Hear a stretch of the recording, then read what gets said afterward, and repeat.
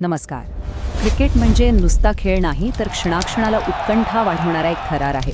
आजच्या या सविस्तर विश्लेषणामध्ये आपण ICC cricket world cup league 2 मधील नेपाळ विरुद्ध अमेरिका या 106व्या सामन्याचा असाच एक चित्तथरारक प्रवास पाहणार आहोत. हा सामना फक्त धावा आणि विकेट्सपुरता मर्यादित नव्हता, तर हा खेळ होता एका क्षणात पारडं फिरवणाऱ्या मोमेंटमचा. सुरुवातीला वर्चस्व आणि नंतर झालेली नाट्यमय पडझड, हे सगळं नेमकं कसं घडलं? चला तर मग थेट मैदानात जाऊया आणि यामागील रणनीती समजून घेऊया. आज आपण 4 महत्त्वाच्या टप्प्यांतून हे संपूर्ण चित्र समजून घेणार आहोत. 1. सामन्याची परिस्थिती आणि नाणेफेक.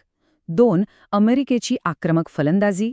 3. नेपाळचे थक्क करणारे पुनरागमन. आणि 4. सामन्याची सध्याची उत्कंठावर्धक स्थिती. तर सुरू करूया पहिल्या टप्प्यापासून, सामन्याची परिस्थिती. बघा, कोणत्याही सामनाचा निकाल बऱ्याच अंशी तिथल्या परिस्थितीवर अवलंबून असतो.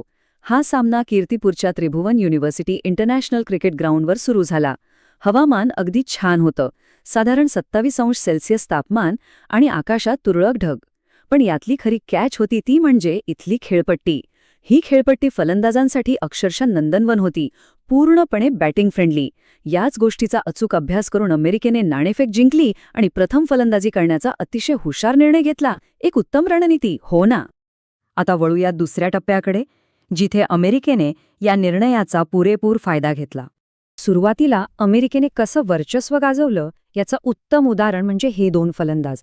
एका बाजूला स्मिथ पटेल, ज्याने दमदार 83 धावांची खेळी केली, तर दुसऱ्या बाजूला शेहान जयसूर्याने 50 धावांचं महत्त्वपूर्ण योगदान दिलं.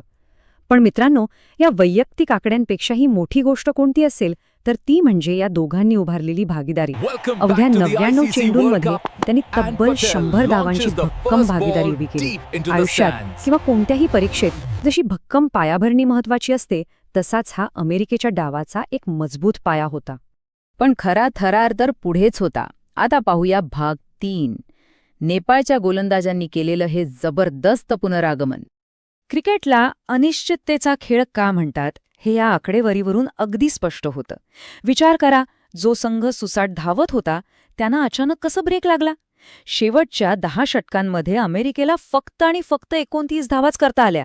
धावांची गती अचानक थांबली आणि धक्कादायक बाब म्हणजे याच अत्यंत महत्त्वाच्या टप्प्यात त्यांनी आपले 5 मौल्यवान घडी गमावले.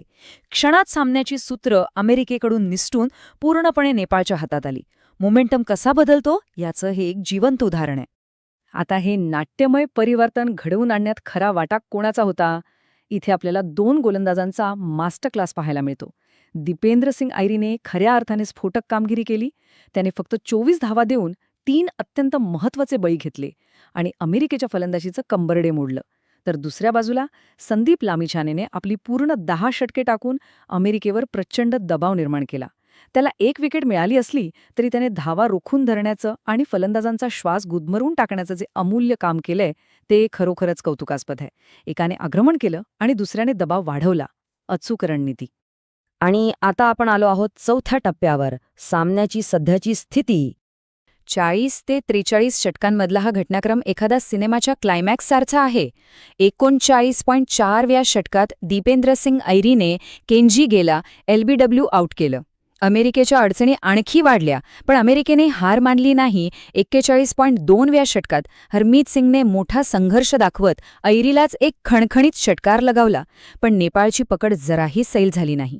43व्या षटकात संदीप लामिछानेने सौरभ नेत्रावळकरला एकही धाव न देता थेट मेडन ओव्हर टाकली.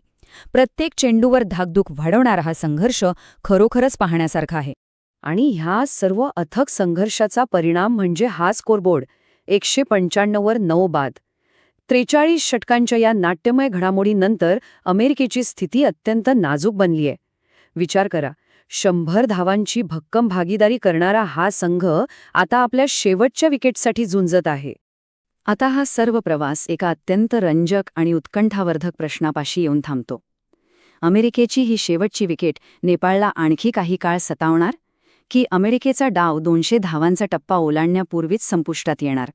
मोमेंटम शिफ्ट झाल्यावर काय होऊ शकतं हे आपण पाहिलंच आहे. आता सर्वांचं लक्ष मैदानावर असेल. या थरारक लढतीत कोण मारणार बाजी, नेपाळ की अमेरिका?